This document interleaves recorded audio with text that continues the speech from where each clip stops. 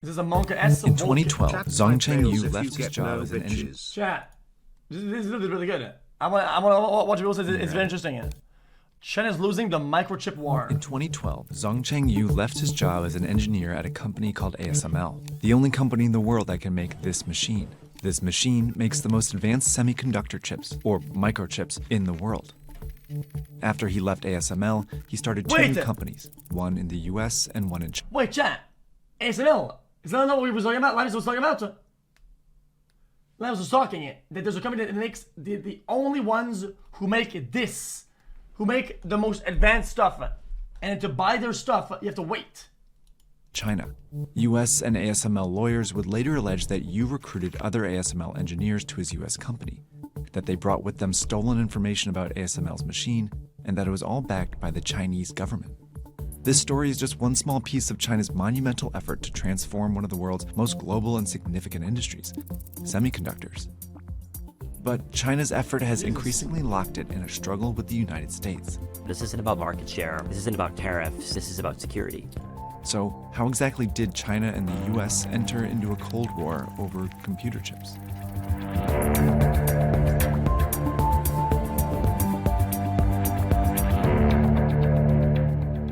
Why don't they make their own chips then?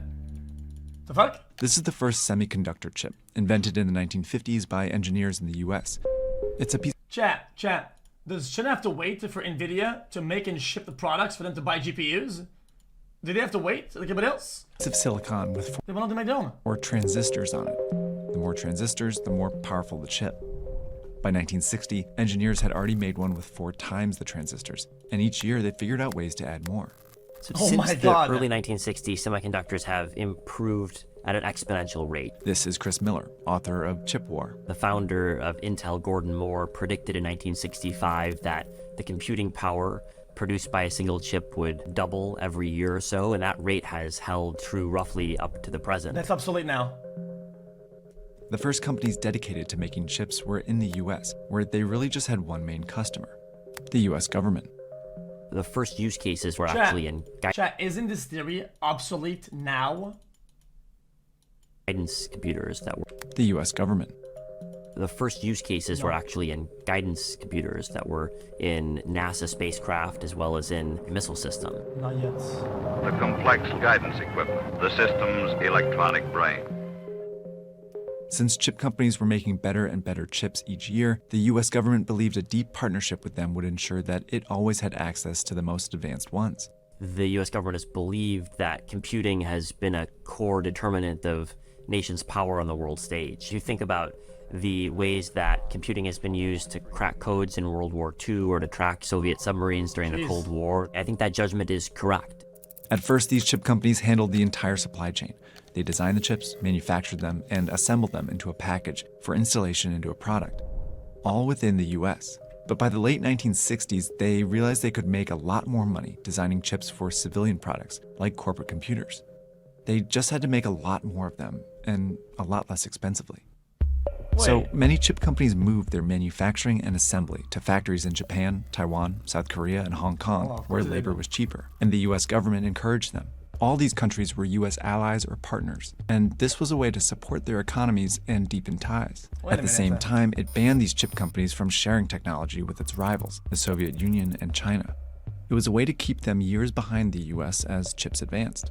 Because of Moore's law, advanced chips are substantially better than previous generations. If you're 5 years behind or 10 years behind, you're actually quite far behind the cutting edge. But it wasn't long before these allied governments began investing in their own chip companies. In the 1970s and 80s, Toshiba in Japan and Samsung in South Korea began designing and manufacturing chips that rivaled the Americans. And in the 1990s, the Taiwanese company, TSMC, got so good at manufacturing chips that many companies in the US stopped doing it. It meant that US companies were not the only ones who could make the most advanced chips anymore. And every country's chip industry was increasingly reliant on other countries for the materials, software, and equipment needed to make more complex chips. But while the US and its allies were pushing the limits of chip technology, China was lagging behind.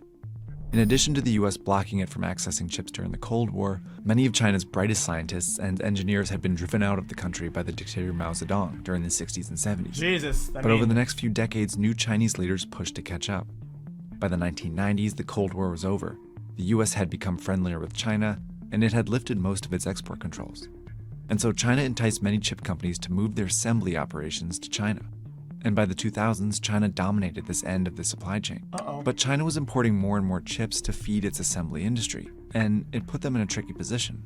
The Chinese government had studied the tech supply chain, and they realized the entire Chinese tech ecosystem relied on a foundation of imported silicon from China's geopolitical adversaries, from the United States, from Japan, from Taiwan, and China's leaders concluded... Chat, why import silicon? Can you just make it? If it was sand, they didn't have beaches in China?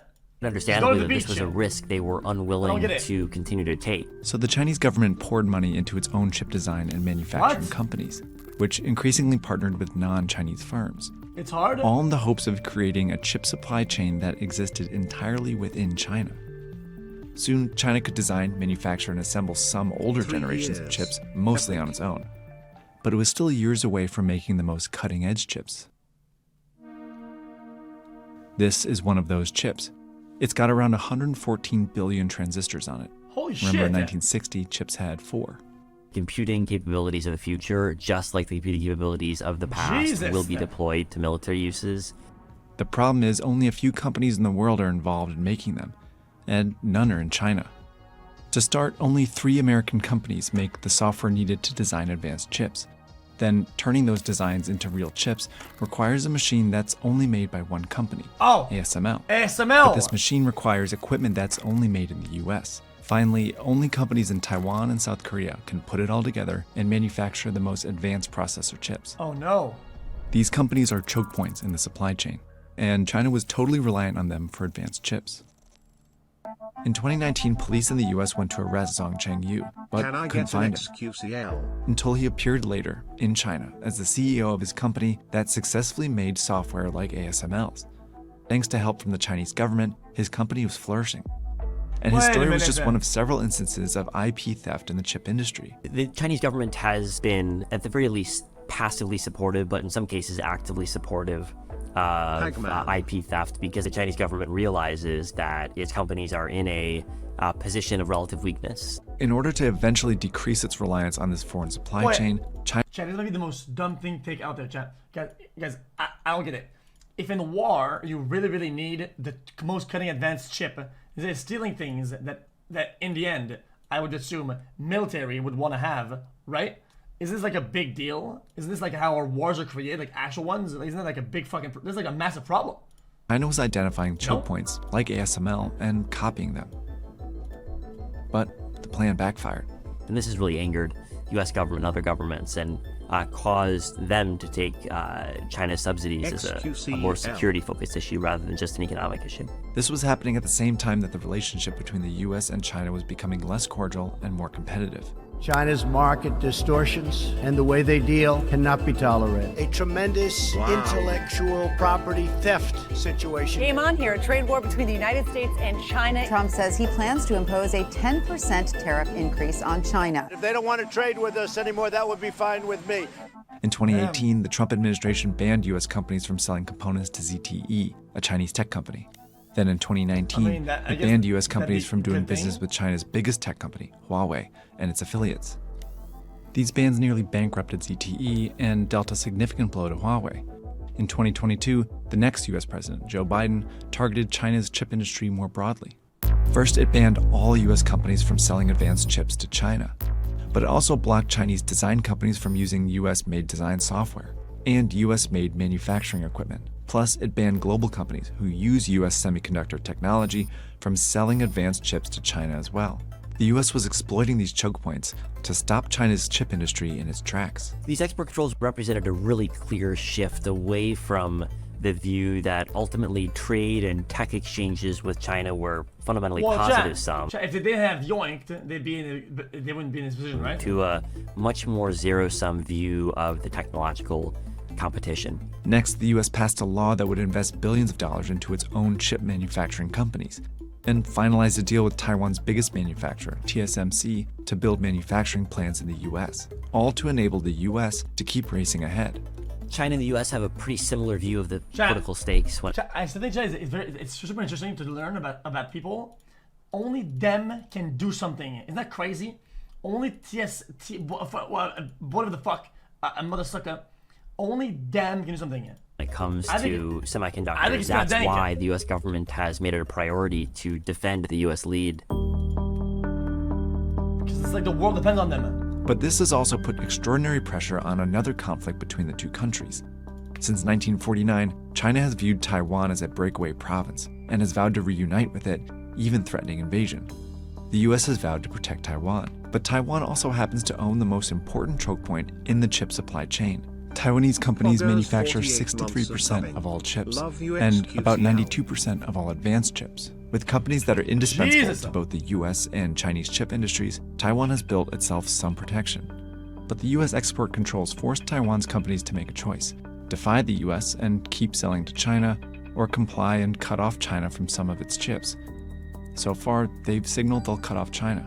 But as China and the US feud over... Why don't they just take one of the fields and when they kick on the land? You know, like the fields with all the wheat and cows and shit?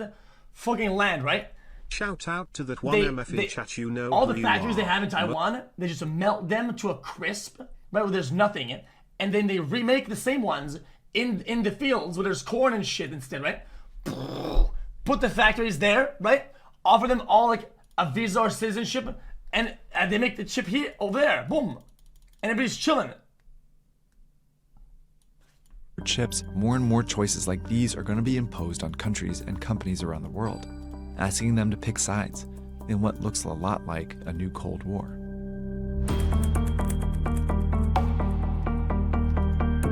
Chat, is this idea fucking dumb?